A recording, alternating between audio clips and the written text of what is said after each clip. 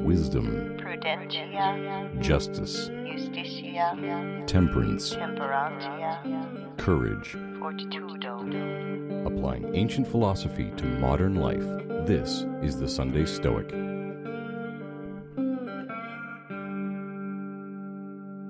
Welcome to the Sunday Stoic podcast, where we discuss the ancient philosophy of Stoicism and how it applies to modern life. Today will be a solo episode with me, Dan Monks of Queens, New York City. Today's episode will include discussions of crime, including crimes of violence, so please listen with care. Recently, a childhood friend was enjoying an outdoor cafe at dinner time, minding his business. Without warning, he was set upon by 4 hooligans. He came through the scuffle with bruises and some blood in his eye, but thankfully the doctors determined that he had suffered no lasting damage. The police said that there had been other reports of young rapscallions in the area assaulting people without provocation, so my friend's experience was not without precedent. My friend is a combat veteran and has always been a warrior, and to the best of my knowledge, this is the first instance where he received the worst end of a bout of high spirits. So he wrote to me and he asked, "What would the Stoics have to say about recovering from an experience like that?" Originally, I was going to write my response solely to him, but then I realized that my friend is not the only person in the world to encounter crime, and if I can develop something worthwhile to say on the topic, it may be helpful to someone else out there. So I've turned my thoughts on the matter to this episode. Firstly, I would like to say that if you have experienced something that has resulted in serious trauma, where you have trouble functioning, or you frequently find yourself anxious, afraid, or ruminating on the traumatic experience, it would be wise to seek out a trained psychotherapist. Philosophy is like going to the gym and eating right. Going to the gym and eating right is great because it can help you prevent injury and be more resilient. But if you suffer an injury, you don't lift weights and eat a salad. That would not be helpful. When you've been injured, you go to a doctor. In the case of a traumatic experience, a psychotherapist would be the doctor you would seek out to help you heal your injured mind. That being said, the ancient Stoics did have useful advice on how to view the wrongful actions of others. Fundamentally, we must remember that nobody does wrong willingly. Everybody is doing what they perceive to be best, even in the case of someone who is committing crimes. Criminals are just confused as to where the good lies. The criminal is valuing something external rather than virtue, and that mistaken value judgment has led them to behave inappropriately. When you encounter a thief, it is easy to understand their motivation. Simple greed has led them to think that it would be a good thing to acquire someone else's property. In the case of my friend's violent encounter, they did not steal anything, so the motivations are much harder to fathom. Perhaps they feel camaraderie when they go out together and bond through accosting random people. Maybe they desire an intimidating reputation in the neighborhood, believing it is good to be feared, and that being feared is the same thing as being respected. Then again, maybe they just think violence is fun. Whatever their motivation, it has led them to behave inappropriately. Every vicious act corrupts their character, and they slide further into moral corruption each time they commit a crime. For that reason, we should not feel anger toward the criminal. If we feel anything, we should feel pity for them. That's a pretty counterintuitive claim, so I should explain further. The reason we should feel pity for those who commit wrongs is because the only true good is virtue. The criminal is blind to that truth and is in a sorry state because he is failing in the only metric that really matters, and that is saddening. Maybe they beat you up, maybe they stole your wallet, but they did not profit from the encounter. They have corrupted their soul for the sake of a few thrills and a couple dollars. Someone so far gone will have to do a lot of work if they want to dig their heels in to stop their descent into vice and start on the path back toward virtue. It is especially unlikely if they feel no shame for their actions, because no one can begin making progress until they recognize their transgressions and feel shame and remorse for their wrongdoing. Hopefully, something or someone will reach those young men my friend encountered and wake them up to the fact that they are on the path to self-destruction. The source for a lot of the foregoing can be found in section 1.18 of the Discourses of Epictetus. Unfortunately, My childhood friend now lives several time zones away from me. We see each other on occasion, but not nearly as much as I would like. The distance has limited my ability to assess his feelings regarding his recent experience, but he must be troubled about it on some level if he is asking how the Stoics would view the situation. You can only learn so much via written messages. It is much better to share a beer or go for a walk through the city and hash things out that way. Consequently, due to the distance, I have had to indulge in some conjecture as to what he may be feeling from the written messages and from what I have learned of him over the course of many years.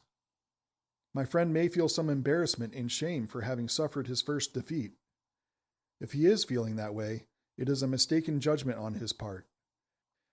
The only shameful thing in life is moral corruption and inappropriate action. When someone, or a group of someones, assaults you without provocation, it is they who are behaving in an inappropriate and morally corrupt fashion. The shame is theirs, regardless of the outcome of the encounter in terms of externals. Physical health and money are mere indifference, and have no direct reflection on your moral character. Losing some money or suffering a physical injury do not reflect on your character. What matters is that you behaved appropriately in the moment. My friend may also feel anxious that having suffered defeat for the first time, that he will hesitate to behave appropriately the next time he finds himself in a similar situation. A sort of, the only thing we have to fear is fear itself type of situation. It is a reasonable thing to be concerned about. Not fulfilling our social roles through appropriate action is something worthy of concern. I have confidence in my friend, though. Even if he feels a proto-passion of fear and hesitates for a brief moment, I am confident that he will withhold assent to the impression that something worthy of fear is present, and do the right thing in the moment.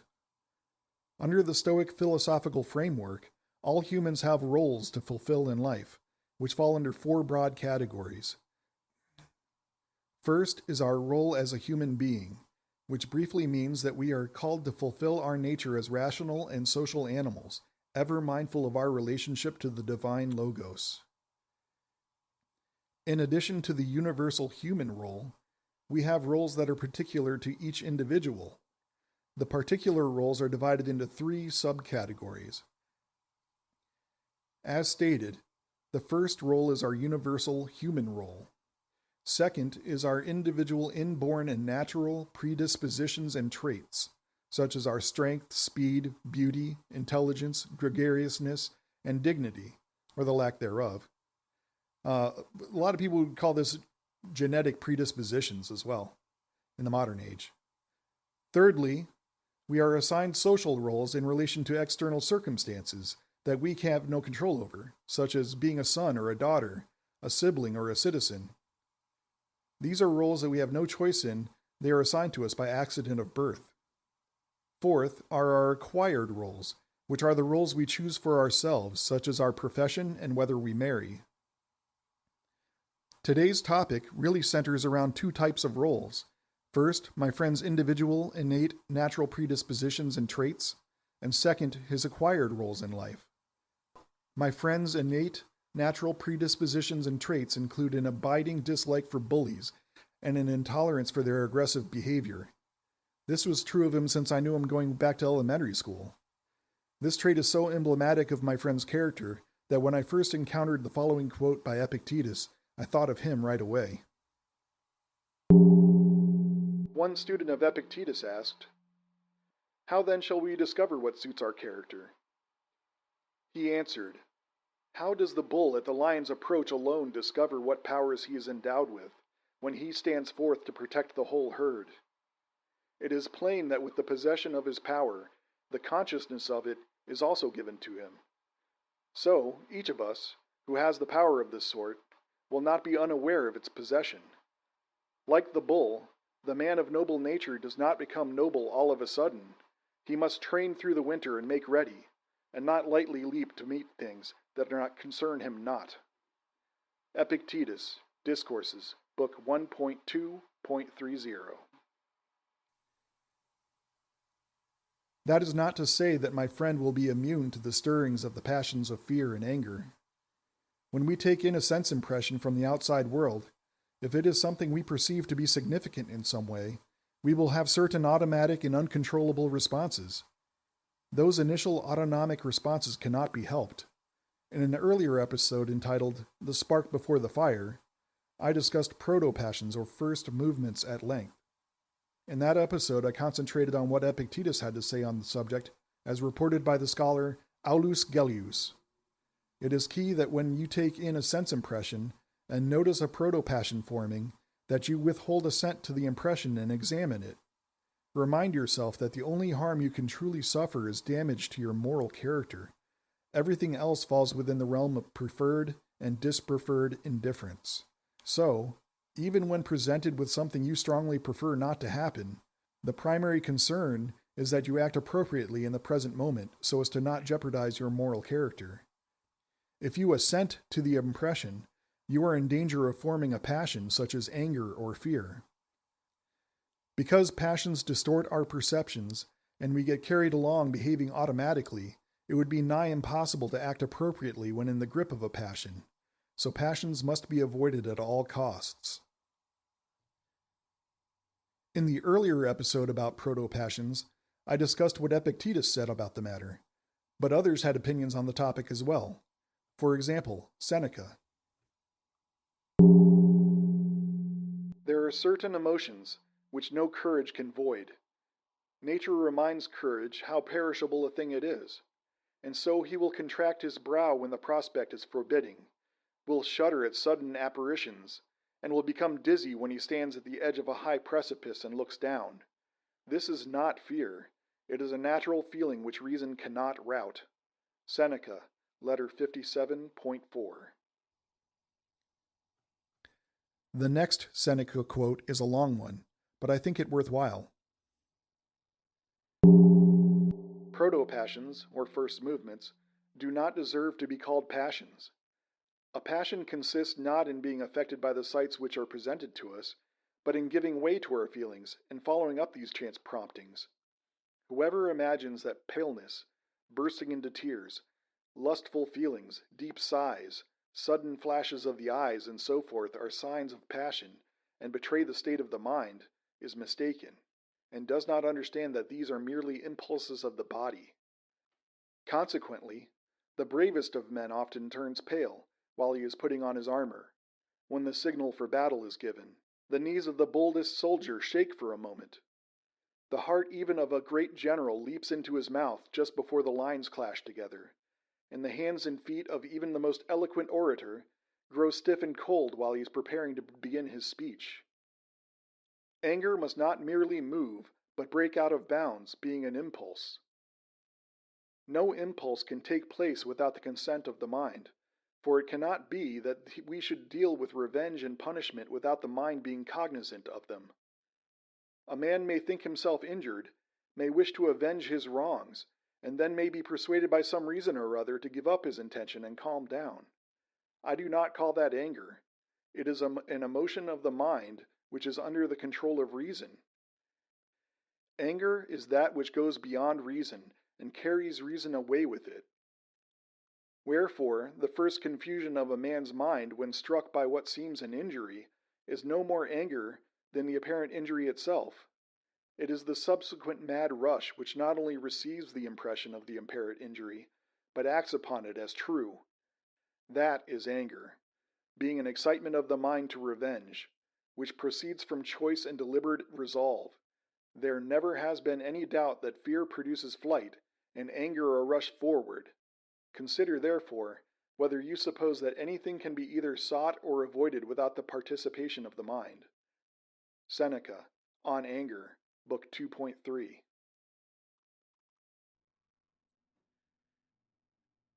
Seneca mentions not only the proto-passions that are the beginnings of fear, but also anger. Anger is arguably more hazardous than fear, because anger provides a lot more opportunity to perform acts that are harmful to other humans, and consequently more opportunity to corrupt our moral character. For example, if my friend at some point in the future were to be walking in the same neighborhood and encounter one of the ruffians that accosted him, but this time the hooligan is solo, the memory of the previous altercation might rush back through my friend's mind. Injustice! He wronged me! Revenge! And in that moment, he can either assent to the impression that not only is revenge justified, but it would be a good thing. Assenting to that kind of impression is highly dangerous to our moral character, because allowing anger to control our actions could lead to all sorts of mayhem. And remember, it is not true that the hooligan harmed you, because he did not have the power to corrupt your moral character. Only you have authority over yourself in such matters. By wronging you, all he had done was harm himself by corrupting his own moral character, sliding toward vice. Defending yourself or others from attack is one thing. It's quite another to indulge in violent revenge. It would be good to remember, the best revenge is to be unlike the wrongdoer. Marcus Aurelius, Meditations, Book 6.6. Please note that on the Sunday Stoic podcast, we are not Broics. The foregoing about fulfilling roles was tailored specifically to my friend, because I have known him for 40 plus years. I am very familiar with his innate traits and predispositions, and the roles he has taken upon himself throughout his life. In Stoicism, when presented with a set of circumstances, there is no one correct cookie-cutter action that is appropriate for every person. Two people presented with the exact same set of circumstances can both perform appropriate acts, and the acts could be very different. For example, my friend has an innate warrior's disposition, became a soldier, experienced combat, and trained for years in martial arts. If presented with a dangerous situation, his appropriate act will likely differ greatly from the appropriate act of someone who lacks this disposition and lacks all the training and experience that he has. For some folks, the appropriate act might be more along the lines of retreat, call the police, and try to help other civilians that might come to harm. There is no one correct answer in Stoicism. The answer is always, it depends.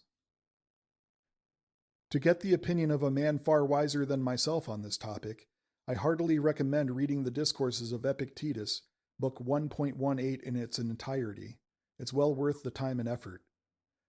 I hope some of the foregoing can be helpful for at least one person out there. Thank you for listening.